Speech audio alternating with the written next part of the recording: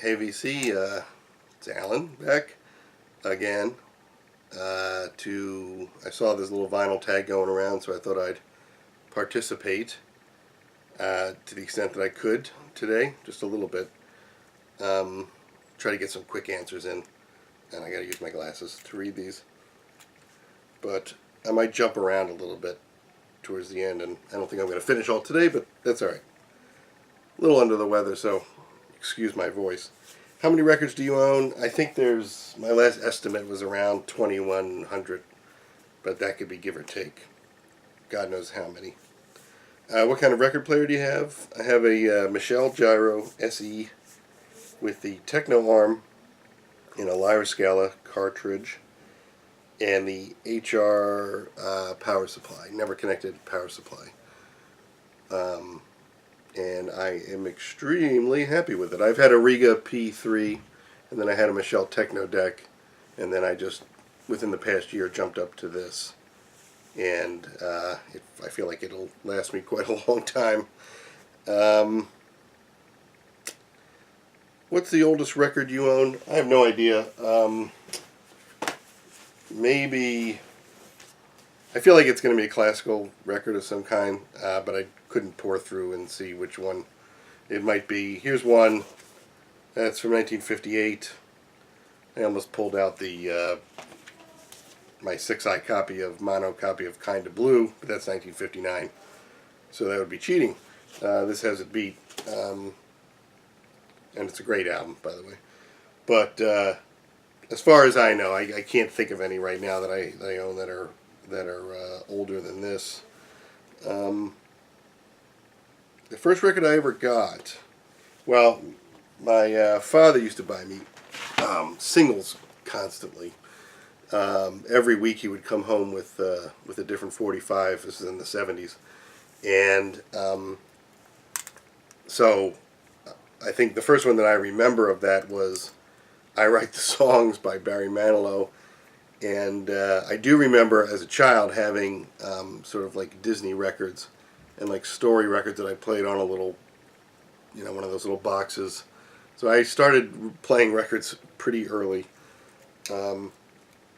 But in terms of what I like to consider the first one that I got, a friend of mine got me the Beatles Blue Album for my birthday. I think it was my 12th birthday.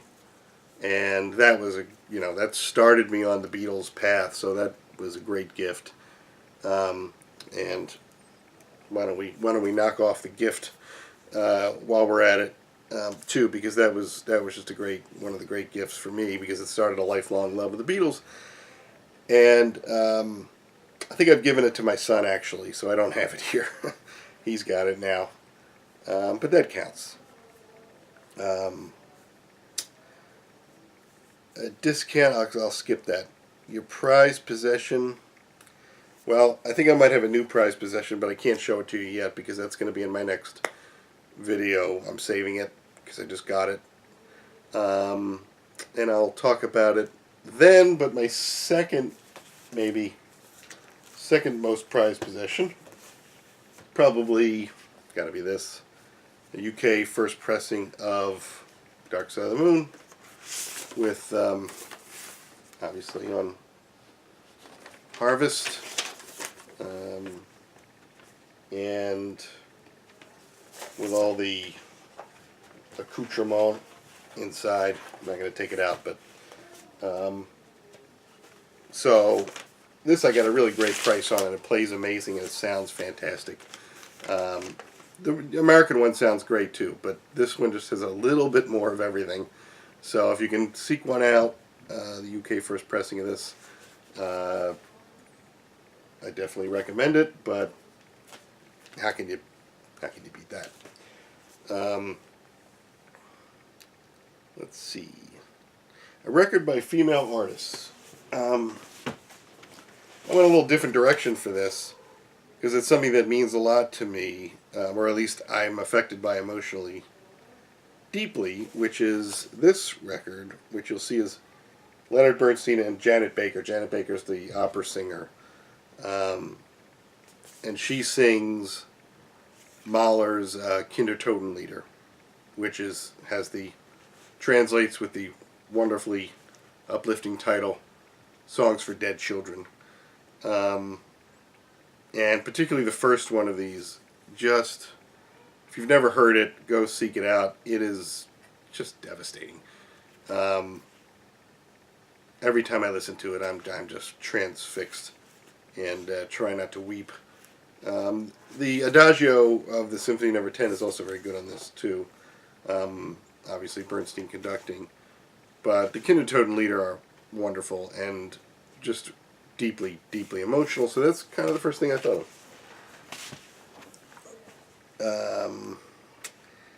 Record by my favorite band. Well, why don't I pull this one out?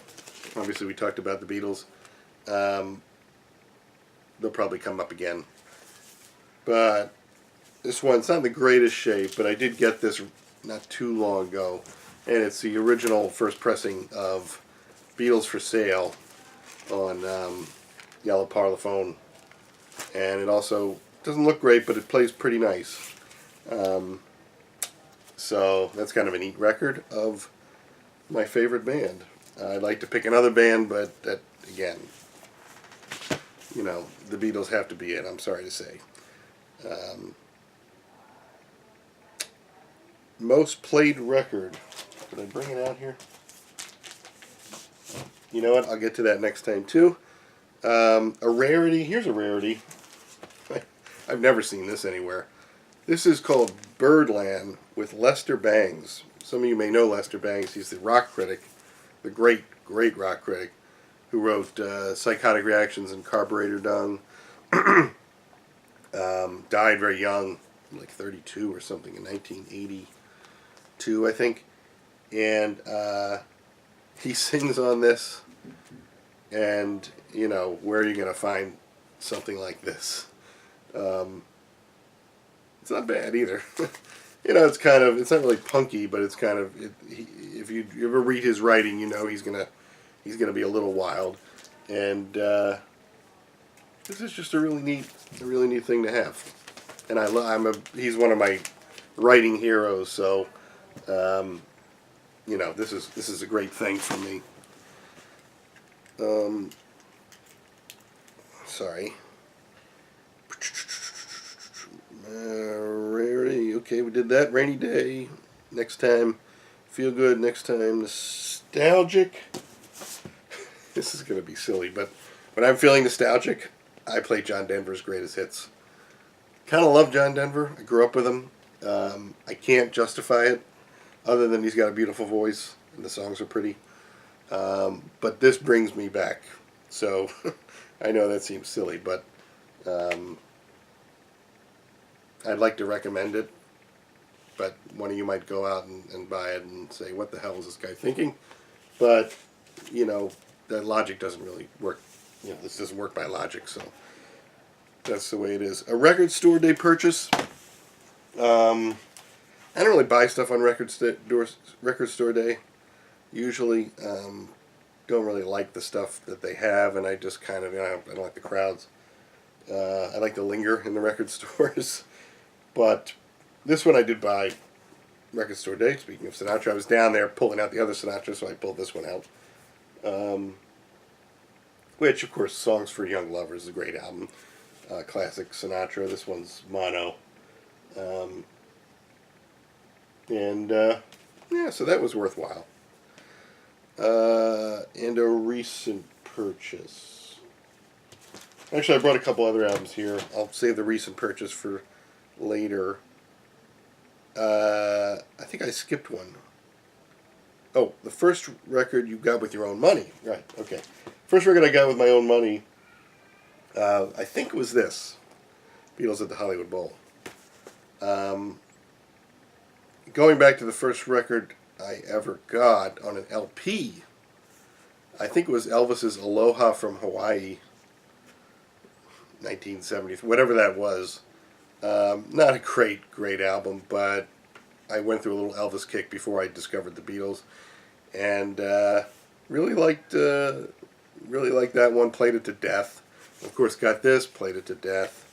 Got this at the local Corvettes. I still remember it. So this would have just come out maybe like the previous year when I bought it, I think. And I did say I wasn't going to pull out the most played record. I think I skipped that, but I won't. I probably play this, Wind and Wuthering by Genesis, almost as much as anything. Don't ask me why. I don't even know it's my favorite Genesis record. I don't think it is.